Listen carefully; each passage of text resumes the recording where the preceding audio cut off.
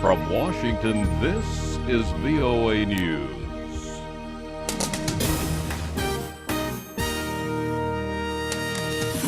Coming up, the latest on the Iraq crisis. Ukraine leaders' ceasefire protested on the streets of Kyiv.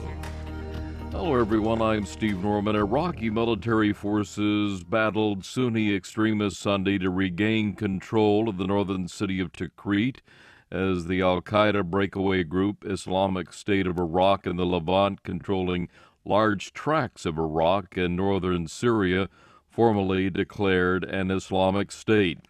An Iraqi spokesman said government forces were in full control late Sunday of the University of Tikrit as part of an air and ground offensive to wrest control of the area. ISIL's declaration of an Islamic State came in an audio announcement posted online from the Sunni grouping. It said ISIL's chief, Abu Bakr al-Baghdadi, is the leader of the new caliphate, a historical term used to denote a sovereign state of the entire Muslim faithful. In neighboring Turkey, there is increasing concern over ISIL's growing power, particularly in the predominantly Kurdish southeast, which borders Iraq and Syria. Dorian Jones reports from the region's main city, Diyarbakir. In Diyarbakir, as in the rest of the predominantly Kurdish southeast of Turkey, many Kurds are religious. That, analysts say, and decades of economic underdevelopment and conflict with the Kurds fighting for minority rights have helped make the region a fertile recruiting ground for organizations like ISIL. Already, more than a dozen young Kurds from Turkey have died fighting for ISIL in neighboring Iraq and Syria, according to Muammer Akkar, a Diyarbakir city councillor and prominent member of Turkey's ruling AK party. Akkar says that besides local factors, the region, like the rest of the Middle East, is paying the price for years of religious rivalry between Sunni Saudi Arabia and Shiite Iran. Dorian Jones of VOA News, Diyarbakir, Southeast Turkey.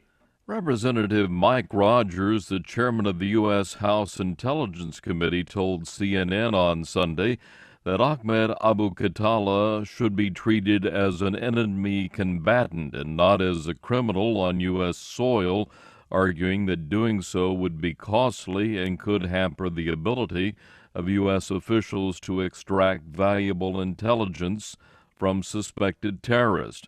Khattala pleaded not guilty to terrorism charges Saturday in a federal court here in Washington.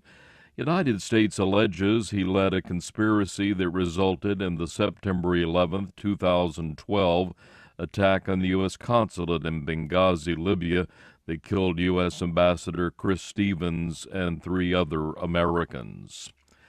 Israel says its military launched airstrikes on Sunday in the Gaza Strip, killing a Hamas militant, wounding 2 others after a series of Palestinian cross-border rocket launches targeting Israel. An army spokesman said the targeted militants were hit as they prepared to fire a rocket into Israeli territory.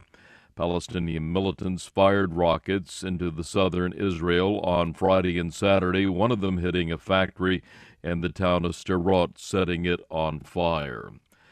Palestinians began their observance of the Muslim holy month of Ramadan Sunday, a day after Muslims in many other parts of the world began the fasting regimen. This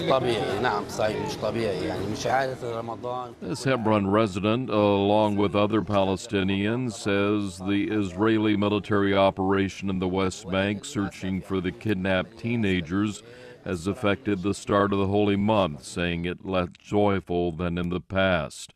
Muslims believe this is the time when God revealed the Holy Quran to the Prophet Muhammad. During Ramadan, Muslims refrain from food and drink during daylight hours.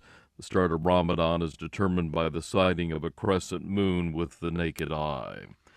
Ukrainian President Petro Poroshenko participated in a four-way phone call with Russian President Vladimir Putin and the leaders of France and Germany on Sunday hoping to keep his peace plan on track. At the same time, more than 1,000 protesters took to the streets of the capital, Kyiv, claiming the unilateral ceasefire with pro-Russian forces had already ended because of weekend skirmishes. Costa Rica and the Netherlands have reached the quarterfinals of football's World Cup in Brazil. Costa Rica shocking Greece in a penalty kick shootout Sunday, winning 5-3. Also Sunday, the Netherlands stunned Mexico with 2 late goals in a 2-1 victory. The Netherlands will play Costa Rica in the quarterfinals next Saturday. That's the latest world news from VOA.